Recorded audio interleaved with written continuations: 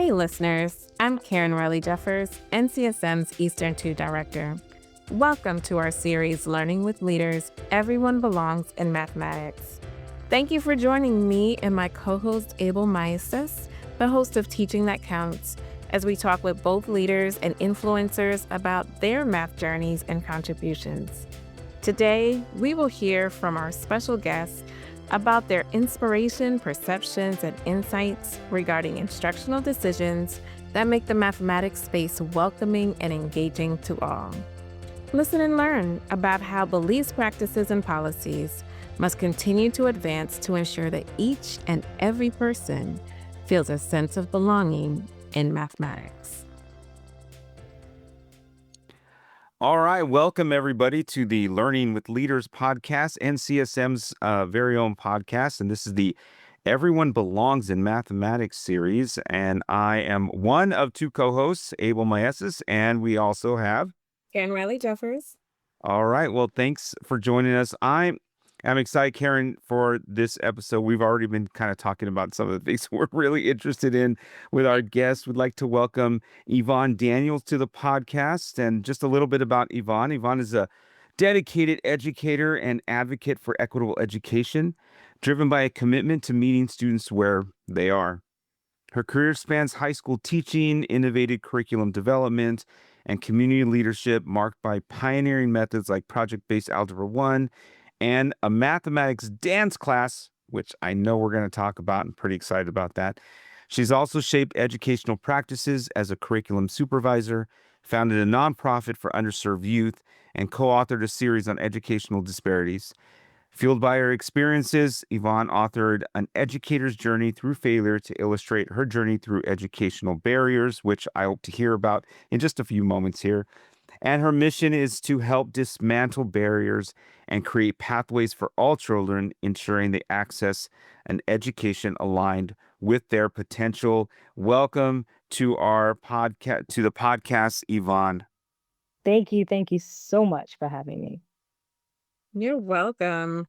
Thank you again for being with us. I cannot wait to dig into some of these things, especially the educator's journey through failure, and a couple other things that we talked about. So before we begin, even though Abel just introduced you, if you could share some of your journey in education that's led you to your current work with us. Absolutely. So I always like to start with my journey as a child. I was in foster care and then kinship, and I really failed my way through high school. I definitely had, good grades because I was intelligent, but did not, I was in the social worker's office way more than I was in the classroom. So I didn't go straight to college. Um, I ended up getting pregnant and I had to figure my life out. And so a mentor guided me back to college. I first went for social work. I thought I was going to be a social worker to save children, and I cried more than I helped anybody. So I went back to school again. And a math professor, after me kind of blowing off a math class, kind of told me I was a math genius. And I'm like, who likes math? Um, and I told him, I just want to work with kids, right? And he was like, yeah, education. And so he steered me this way. He doesn't take any credit. I got to actually work with him as a colleague recently on my work. And he's like, no, you were already headed there. I'm like, you have no idea. So that's how I got into teaching. My very first year, I really thought my team mentor was like, you should get your master's and be an admin. And I was like, no, I just want to work with children. Very first year, I was at the Board of Ed, screaming and yelling for children. I was down in the principal's office fighting for these two students that transferred from Africa. They were 19 and they put them in a freshman class. So I'm screaming about like how unequitable this was. So year one, I was just disrupting. So I was like, okay, go back to school. I actually got my master's in 10 months, right? So I was really proud of that because it took me 12 years to actually get into my bachelor's of mathematics. So I feel like once I tapped in, I tapped in. So I immediately kind of just went back to school for my 6th year, and I had a great experience in the classroom, 10 years. just pouring into children, pouring into me. I did a lot of community events. I was able to create my math music class. Um, and so now here I am in admin, thinking that sitting at the table would give me a bigger chance to help children. What I found was the problems were bigger in this seat. And so recently I created a consortium which just brought math leaders of Connecticut together from universities and districts. And so now just trying to dismantle the systems of mathematics in the US, not just the school or Connecticut, right? Because I think that math is this powerful that society hasn't really understood how powerful it can be. And so that's my goal. My goal is to kind of let all children and community know that math can be powerful in the many ways it's used in life that we haven't tapped into yet. So dismantling an entity is a huge undertaking. Like, what are like the first couple of steps in your head that is to one way that people like they want to disrupt, they want to dismantle, that they could approach something like that? Honestly, I think you have to build up the community around you. I think I've done a lot of great work with in my teaching career, with reaching children where they're at, reaching out to my fellow teachers. So I created this project with a global studies teacher and an English teacher, and we made this math global study and English project be one project every quarter. And the kids got one grade for each class, right? So I think showing them that math is just a part of everywhere, that's how you dismantle the system. You knock down the narrative of math being this hard box that only some people can reach. So trying to bring this joy and this fun around, I think is the first way. And then the second way is, again, just bringing in people. I literally just called university professors and said, can you come sit at the table with me? I'm having a hard time getting this stuff to happen. I need somebody else to say, yes, this is good mathematics. Mhm. I think there's a very big disconnect between what happens in K-12 and what happens in the universities. Mm. Because these professors came and they were like, they never really dove deep into these math standards, right? They were like just as surprised as everyone else at the table. So I think it's powerful when we start to open our community up and say, I don't want to dismantle, right? Miss Daniels is not trying to dismantle. Miss Daniels is trying to guide people to see it needs to be dismantled, right? And then sharing my story, because the truth is, I was part of the 94% of Black women left behind in mathematics, right? Mm. Somebody had to come pick me back up. So I think my story also allows people to hear me differently, because I wasn't a good student. I didn't just go to school and then become an educator. I got here the harder way. So I get to say, no, I was a delinquent. Kids really don't react to ISS that way. Let me tell you what's really happening. So I think using my voice, so anybody who wants to dismantle, even if they don't have a story like mine, connecting with people who do will go a long way. Thank you for that. Yeah, the story piece is pretty big. I'm interested in knowing, like, um the season title of our series right now is Everyone Belongs in Math. And so I'm interested in knowing, like, how has your experience in whether you felt like you belonged in that system, and if you didn't, right, if that was the not the place that you were, in your own education, how did that kind of help you to start to see that as something that's been important, and how are you working towards that in with students now that may be experiencing a similar life experience that you did? So it's very interesting. When I wrote my book, I got a chance to reflect differently, right? Because when you're going through it, you're just moving. And so I went back and talked to professors, and I think education saves the world. And I think that's the message that I try to bridge forward. And I say it to say that, like, I didn't have anybody motivating me to be great in school, right? But I did have a few teachers along the way that I can remember. I didn't remember at the time in school, right? Like I said, I didn't do well in high school, but I still today talk to my 7th grade teacher, right? Today, I can call her and say, this is what's happening. And she's going to say, well, this is what I went through too. Like I said, my professor for math, at the university I went to, when I was having issues at like my district level, I called him and said, "Hey, I'm trying to get this to be approved. Can you sit at the table with me? And do you have any friends that might sit at the table with me?" So I think tapping into what education did do for me is where my power lies. And so I try to do that for children. I try to, one, figure out what they want or what they don't want and why. And then how do we make math connect with that? Because I think math connects with every single thing in life, right? And so my goal is to show kids that part of it. You do belong in math. Math is a part of you because we all do math. I don't care what your career or profession is, right? And so showing them, I don't need you to get an A+ in my class. I don't need you to be the superstar or the valedictorian. What I need you to do is figure out your why and your how. And then I can connect my class to it, and then you can supersede.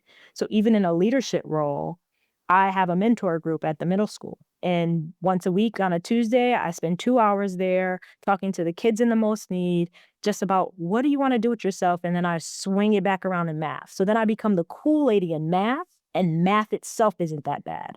Right? So my goal is not necessarily to make everybody a math superstar.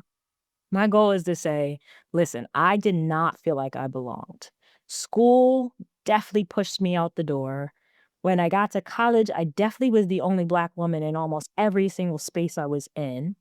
I am very, I'm gonna say, down to earth, right? I don't really talk the way you see someone that has a 4.0. So like I already have like some things that the society deems as not acceptable for a scholar.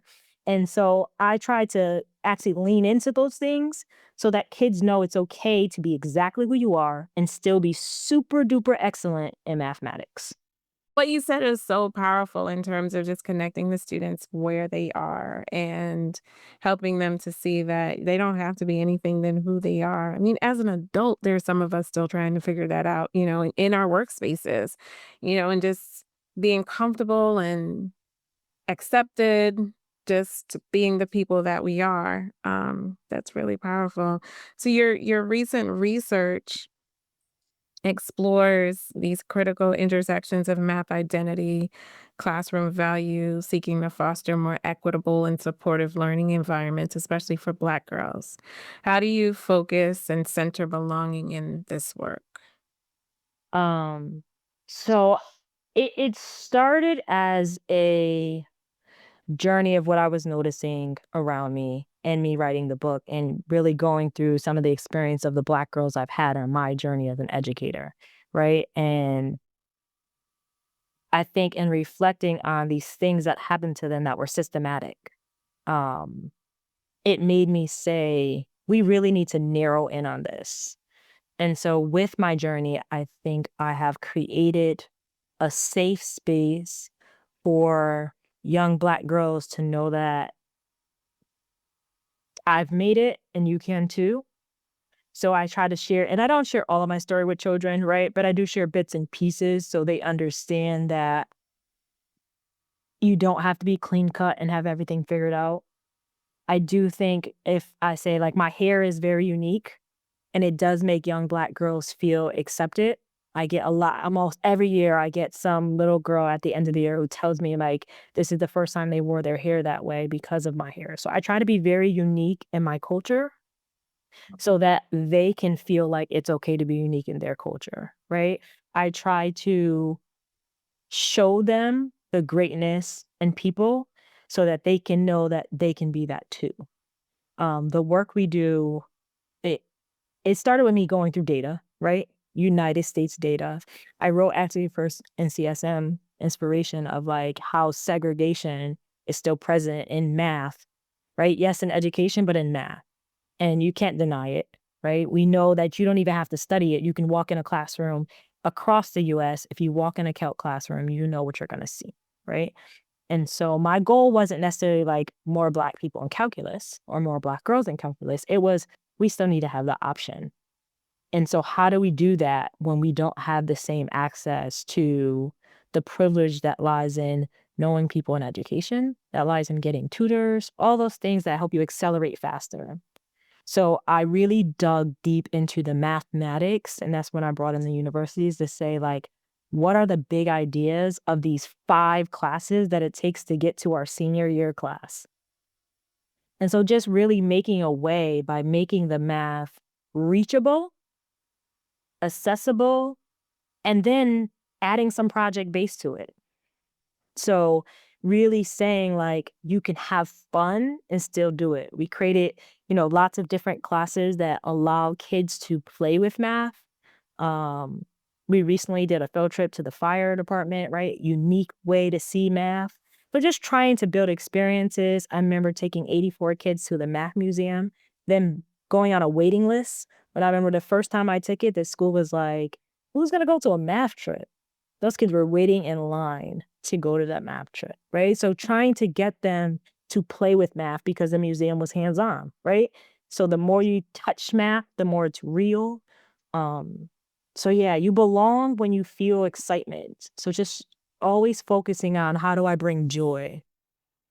Today, I've been actually discussing about that word joy and excitement and wonder in mathematics, and we talked about how having joy just is it it makes mathematics engaging for people. Even just having questions and coming to it being curious.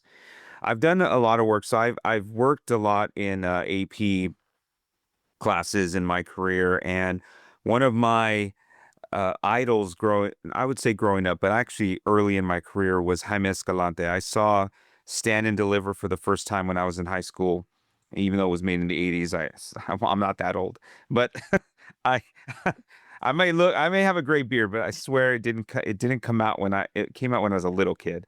But I saw it for the first time when I was in high school, and I saw it again when I was in college.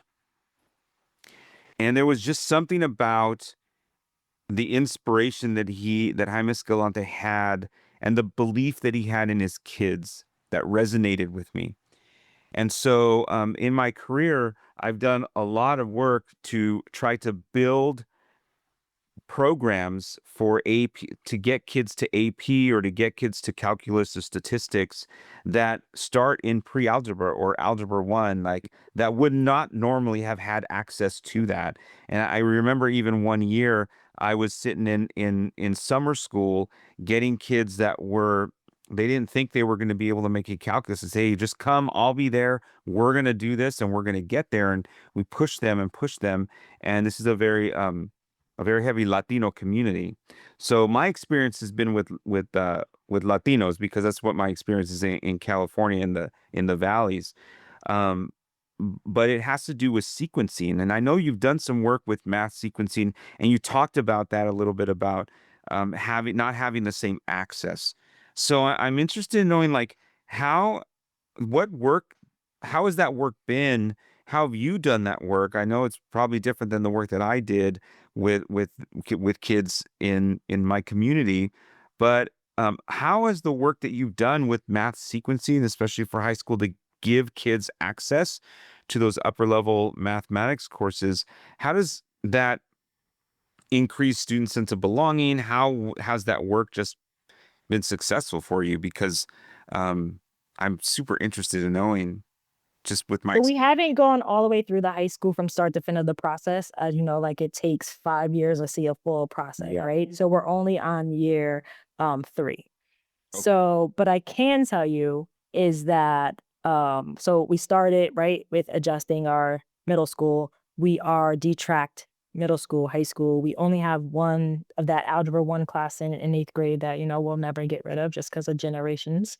Um, but what we did was we had all of the students that are in that class also have to take a geometry enrichment course. Because if you take that algebra 1 in 8th grade, you miss all your 8th grade geometry parts, right? So now we make sure that those kids get those geometry parts. And what we have seen is kids would get to geometry in high school and they would drop down and say, I got to repeat algebra because they thought they just weren't strong enough, right? Instead, what happened was you just didn't get what you needed. Right. So now us giving that extra enrichment, the kids are getting there and they're no longer dropping. They're actually doubling up on their geometry and algebra 2. Right. Because now they're like, oh, I got everything I needed. My teacher, we also strategically put the right teacher. I'm not going to pretend that doesn't matter, because that does, right? Who does a lot of project-based. She believes in every student. And so now moving on, where I'm at, we haven't had Calc BC the whole time I was there. Now by next year, there will be a demand for it, right? We have at least 7 students I can count right now that are on that track by junior year, and I'm sure that will increase within the next 2 years. So that was one strong piece that we did, is making sure that those kids who did accelerate weren't just skipping a grade, because that, I think we have that disconnect that we think that it just means honors in 8th grade, but that's not what that is, right? That's skipping a grade level. The other piece was looking at our high school. That's when I brought in the universities, because, people are attached to the math they know.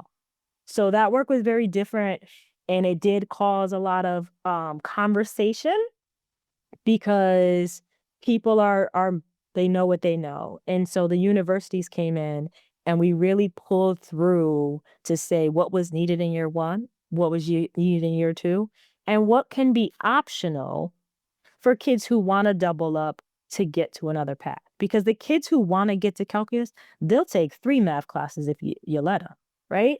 So the truth is, how do we get kids who want to be excellent but unsure if math is the path, right? We want them to stay on math without having the pressure of getting to calculus, right? So year 1 and 2 being these essential things, and then year 3, they get these options of having data science, discrete math, some geometry fun, and remaining the joy of, oh, I can do this. And then maybe I can swing around and go back to calculus or statistics or something in that AP realm, right? But giving them some access differently, where right now, in most districts, your access point is Algebra 1, Geometry, Algebra 2, Pre-Calc, Calc. You need 5 years to get that access point. That doesn't really give anybody access who doesn't have the ability in their head, because I just think it's in their head, to double up. So avoiding the double up process and allowing them, instead of a 5-year plan, to be on a 4-year plan. So you're at the district level and you just implemented major change. And so what if somebody else wanted, in the same position, district leader, wanted to implement major change in this way? What would you suggest? So talk about how you even got to that point where it was accepted. Because I know there are channels that you have to go through to get things approved and In years. mm, yeah. You said So 10 years? no. I said in years. So it was In years. I 3. was saying Yeah. 10 years. Wow. No, so it was 3 years of the packing. I can suggest some things not to do, so it doesn't take the 3 years, but and I've done a lot of gut work, so anybody is able to have it. I am not. I just feel like everyone should be on the wave. The state I live in actually sends people to me like, "Hey, she's done some work. Go ask her about it," because I am very willing to share. Um, the first answer I go back to is community. I literally send cold emails out to every math leader that was on the list in my state and said, "Hey, do you want to sit at the table and talk to me?" I also reached out to universities. I started with the major ones, right? And then I went down to some community college. I went over to some private colleges. I just reached out. I even there was actually someone all the way in Stanford that was talking about me on the news. And so I reached out to him. "Hey, I heard you said my name on the news, right? About me dismantling mathematics. You want to come do a Zoom and talk about it?"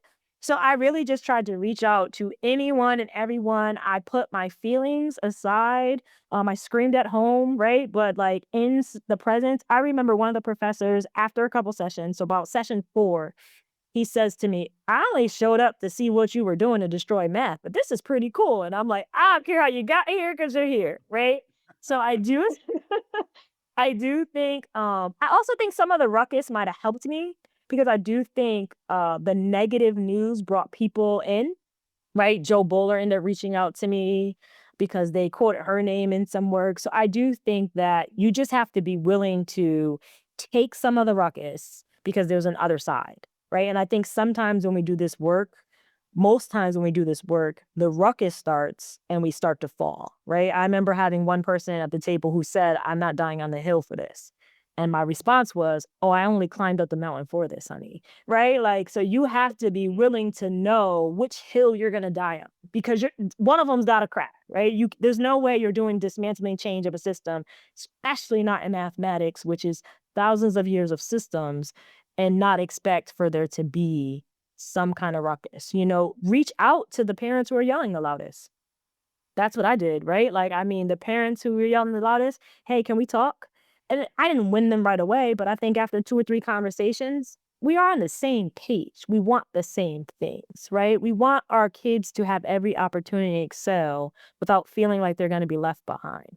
So how do I find what they need to match what I need and get us on the same page? So And that after would you be my got advice. and after you got everyone together, then what? Like logistically. We just talk. Literally just talk math, because what you're going to find when you're at it, and I actually keep it going. So we actually meet 3 times a year now. So what you're going to find is math people crave math people to talk to anyway. So what we started with was like, what are the problems that are stopping you from changing your systems? Mm. And then most of the time we each have a different problem, but a little bit similar. And so we talk about what we each have to do, right, to get us that way. For me, my biggest thing was I need access today. I don't want to wait 7 years for kids to have opportunities. So for me, my biggest thing was I almost had to prove I was intelligent. So believe it or not, I went through 4 years of curriculum. Every single lesson, I can tell you, every single lesson in my 9th, 10th, and 11th grade curriculums completely. I went through every single standard for high school Common Core, every single middle school standard. I connected all the dots of how they applied to each other. And then I went and pulled the SATs. The new SATs doesn't have as much detail, so I had the old one that had all the standards within each domain. I aligned them with each lesson. So, I mean, I did the hardcore work of what is in your SATs, what's in your SBAC, what's in your calculus curriculums, what do universities look for, and I kind of mapped them out, right? I did some function mapping, and I put the big ideas in a cluster and reordered some classes.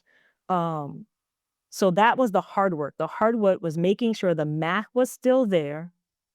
It was still very rigorous and aligned to all the things that people are concerned about, right? I took the parents and I said, what are you afraid of?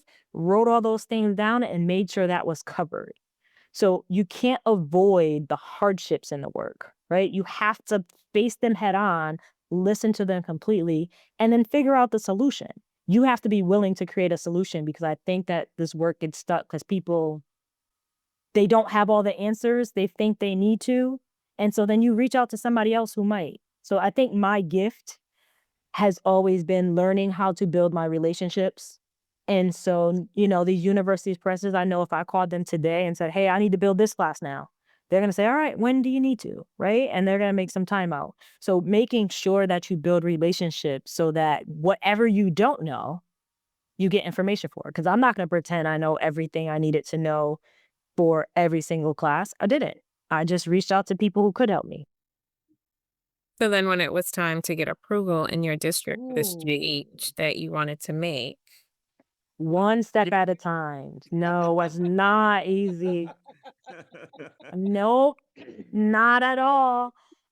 It got denied at least 6 times. I think I presented the same presentation 6 times.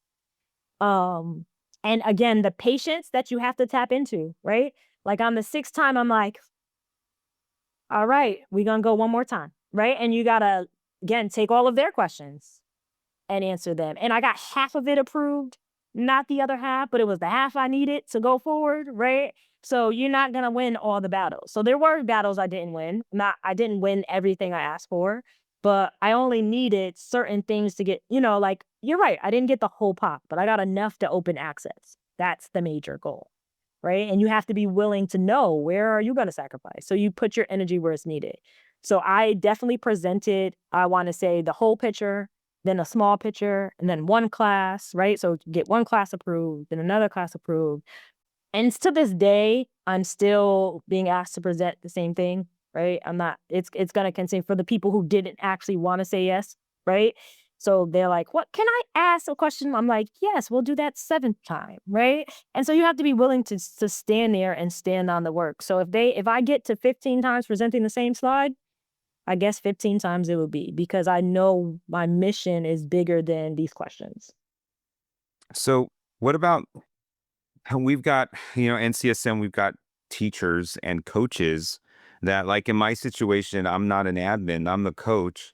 I'm the secondary math coach. Now, to be fair, I think that I hold a lot of influence. I can't make decisions, but I can influence.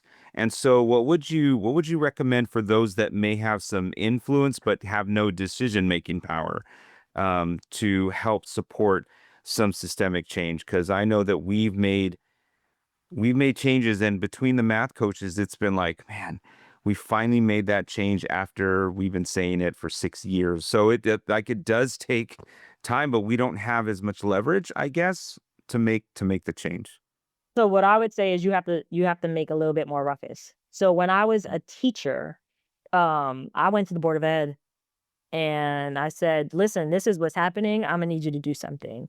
I went to leader. I was sitting in front of my assistant superintendent by year 2 of my teaching career and had a conversation about leveling. I was disrupting from the beginning, right? So you have to be willing to disrupt. And as a teacher, I think you have to disrupt a little bit louder, Hmm. right? Because you don't have that change power at the table, but you do have that change power.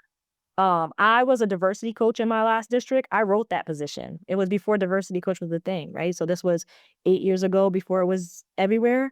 I wrote the position, presented it to the board, presented it to my principal, right? Like, this is what we need so I can build a curriculum across the district in order for us to get this. So I think that you have to find where your niche is. And then you have to be really loud and uncomfortable about pushing buttons. So for you as a coach, it might be just pushing the button to the person right above you and saying, hey, can I get a meeting? Hey, can I get a meeting? It might be saying, oh, you don't want to hear me? I got to go over you. Right. So, like, for me, I wasn't getting what I needed. So I reached out to the assistant superintendent. And of course, they ignored me at first. Right. Until I went to a board meeting and spoke. Okay, let me see who this woman is. Why is she causing this mess, right? So like you have to be willing to cause a little mess. Thankfully, right, students loved me. So when the mess got really big, students were like, "No, we love her." And so they kind of let me keep making mess, right? But you have to be willing to get a little bit messy if you want to disrupt. And I think as a teacher, you got to be a little bit more messy, right? Because and even as a leader, right? Every leader has someone over them making some kind of decision, right? And their math is one of those places that we're isolated when we're not together, if that makes sense, right? In most districts, you don't have a lot of leaders at the table that have experience with mathematics. So when I'm talking to the people above me, they have no idea what I'm talking about when I say there's 5 classes to get to that senior year class. And they're like, but they've always done it that way. And I'm like, right, but do you understand there's only 4 years in high school? Right. So like they don't even understand because they're like, it's always been that way. Right. And I'm like, yeah, that doesn't make it right. So they still don't know either. You have to, again, die on that hill. You got to know which mountain you want to climb. And every time somebody hits a roadblock, you go again. My principal used to say, do you hear the word no? So even the dance class, when I started creating this dance class, I just wanted to dance with I had a major act team. I just wanted to dance with them, right? They already had like a color guard class. I wanted to do a major act class. And she's like, Yvonne, you're a math teacher. You can't do a dance class. Hmm. And I was like, so I just have to do another math class? And she said, yes. And then you have to get kids to sign up. That sounds easy. So I literally took Algebra 1, Geometry, and Algebra 2, and I made an integrated course, and I did dance routines, and I aligned it to standards, and we made a dance class that also was a math class. So my girls got an integrated math credit, and they were able to get dance class. So like, I am one that doesn't like to hear no. So you tell me what I need to do, and I will research. I've learned that education will save you. I'm gonna just go use that education. I'm gonna pick up a book. Now we got AI. If I would have had AI in the classroom, I'd have been on a billboard. Let me tell you. But I just research, right? Like I find a relationship. The band teacher was my best friend. She still is. And I said, can you help me with this? And she helped me with some beat counts in order for me to mathematically sync that. And we made it work, right? I think also knowing your standards in mathematics helps. Like who gonna argue when you know, right? When you know what you know. So trying to be the smartest person in the room, I think is all they, people look down on that, but I think that should be the goal always if you want to get work done. If you want to dismantle, you got to know the questions before they're asked. Yeah. Well, thank you for that. I know that I'm also a board member in another district. So I totally feel you on all those. Even there are even administrators that are like, well, we've always done it that way. That doesn't make it right. So um yeah, make a ruckus. That's definitely Make a ruckus. make a ruckus. We're getting close to time here.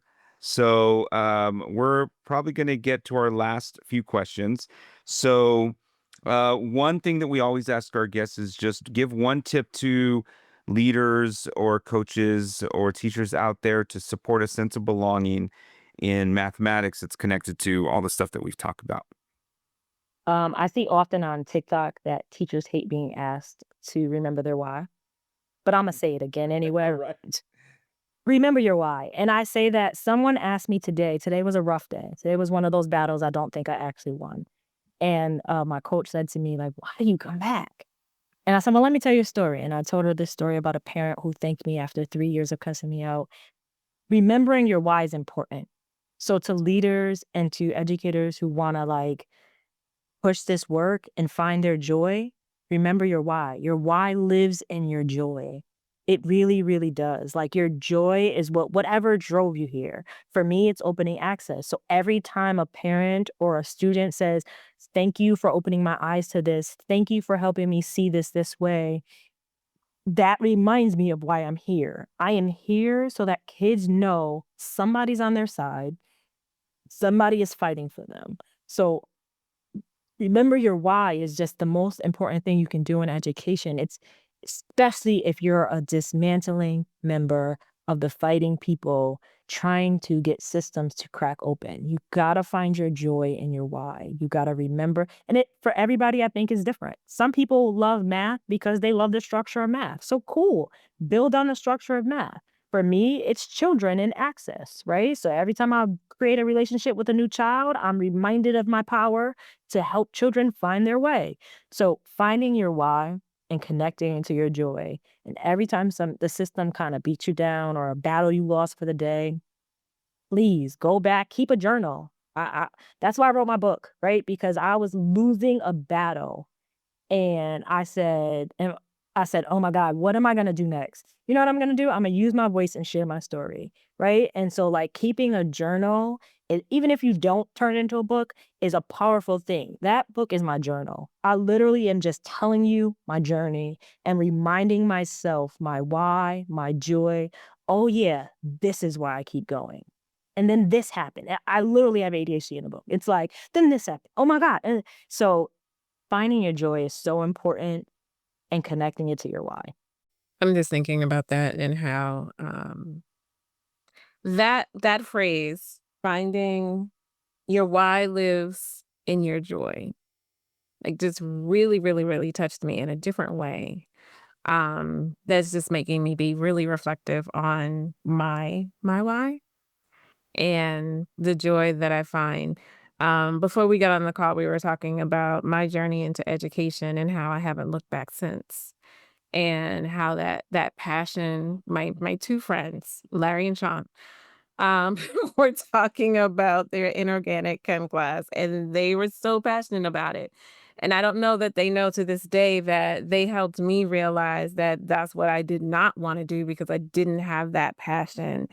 And this class that I took called The Craft of Teaching and just learning about the inequities in education and inequities that happened to friends of mine that I didn't realize was happening, or even like my experience was very different than my sister's experience. And that's when I discovered like this passion that I had and that has driven me and why I haven't turned away from education since, because it does beat you down and it does beat you up. And especially in mathematics, when we're constantly competing against other things.